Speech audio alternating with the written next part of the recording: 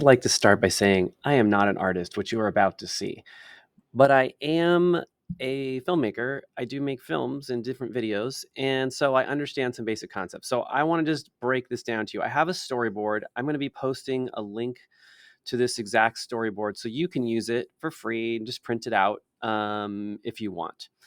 I want to talk about the three basic shots that I see in film that I think everyone should know, and talk about maybe how we would storyboard those. And the three shots are wide, medium, and close up. So I'm going to draw the same character in these different views. A wide shot is anything that would show a large expanse. So, and we would see an entire character, like their entire body, like this guy. No, but I'm going to just draw stick figures because I am not an artist, but I will try my best. Okay, there's our character. Maybe you can draw a horizon line just to indicate where things are, and if it's if it's some kind of setting that you want to create, you can create that setting in the background and the sun. Okay, but there's my character. The size is what's important. In the camera lens, he or she we would see their entire person.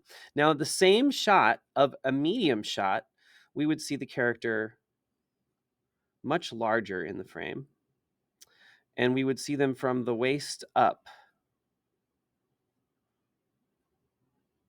and maybe let's see, we still have that kind of that thing in the background. Maybe here, I don't know what we would see. It's probably not very great. But so the size there, we're seeing them from the waist up. We're not seeing their body. They're much larger. And then finally, a close up of that same shot would be, we would just be seeing maybe the face and the neck, maybe a little bit of the hands over here. Okay. And that's close up. And that's the difference in those three shots. And you can see this in lots of different films.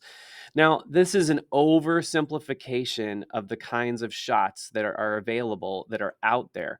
But this is a really great starting point as you're making your film. And then you can use up here, for example, a wide shot is also sometimes known as an establishing shot. An establishing shot is a shot that establishes a scene. So, for example, you might, every movie starts with a scene. Like, for example, if the movie is set in New York, you might have the Statue of Liberty. I cannot draw the Statue of Liberty, so I'm not going to try to draw the Statue of Liberty, but they would show the Statue of Liberty. It's a big wide shot where you can see lots of things, buildings, a wide range of area. That's a wide shot. Usually you close into a medium or a close up to show emotion, and that's the face shows the emotion, and that's really important. And the closer you get, the easier it is to understand what a character is thinking or feeling. There are lots of other things that you can do in your storyboard, and I'm not good enough of an artist, but for example, if a character is going to be walking, you can indicate it with an arrow. You can just, do a little indicator to show, and then you can write a little description. Bob walks left. If there's any dialogue, you could put that underneath.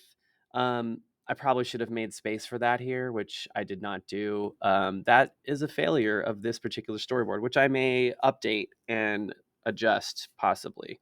So anyway, I wanted to give you a starting point for storyboarding. It helps to change shots in your movie. It helps to change shots so that you can keep the viewer's interest. Watch any movie and see how many times the camera starts and stops. Every time the camera switches to a different angle or a different perspective, that's a new shot. And you'll notice that a lot of times it will go from a wide to a medium, or a medium to a close, especially if it's the same person. If it's another person, it might go from close up to close up. Like maybe if he's talking and then there's another person over here, and he's talking to him, that might be the new shot. So like this is shot one, now this is shot two, and then it cuts back to this person and he's like, oh, I didn't know you were so mad. That's shot 3. And then shot 4, he says, "Oh, I'm not mad. I'm just upset because my cats were eaten by that tiger." And then final shot, he goes, "Oh, I thought you were mad at me." That's shot 5. But then shot 6,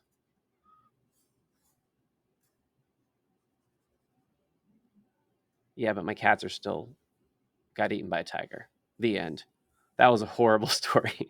So anyway, there's a very basic rudimentary intro to storyboarding. I don't know if that's helpful at all. So sorry.